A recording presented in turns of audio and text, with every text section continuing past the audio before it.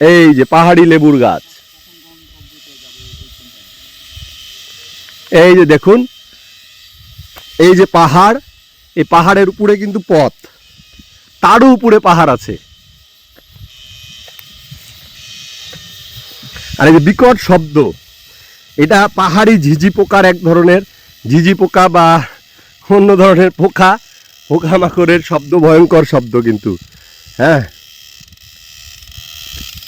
আর আশেপাশে 2-4-5 কিলোতেও কিছু কিন্তু নাই। শুধু দর্শক মন্ডলী, এই যেটা হলো পাহাড়ি লেবুর গাছ।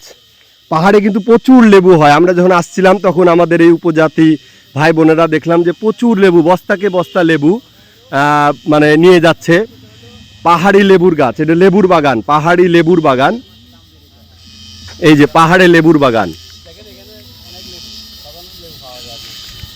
এই যে আমার নজরুল ভাইয়েরা উপরে, তার উপরে পাহাড় আছে। আর আপনারা এই যে পোকার আওয়াজ শুনতে পাচ্ছেন, বিকট আওয়াজ কিন্তু, বিভিন্ন পাখির ডাক, পাখির গর্জন, পোকার আওয়াজ। ভাই এগুলো এগুলো দেখতে গেলে হার্ড হতে হবে, মানে থাকতে হবে, মন থাকতে হবে, দিল থাকতে হবে, না হলে এগুলো দেখতে আসা সম্ভব না।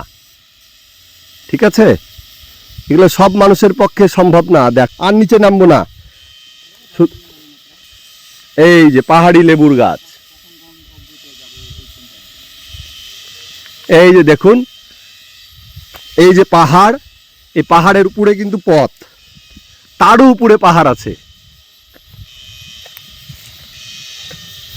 আর এই যে বিকট শব্দ, এটা পাহাড়ি ঝিঝি পোকার এক ধরনের ঝিঝি পোকা বা অন্য ধরনের পোকা, পোকামাকড়ের শব্দ, ভয়ঙ্কর শব্দ কিন্তু।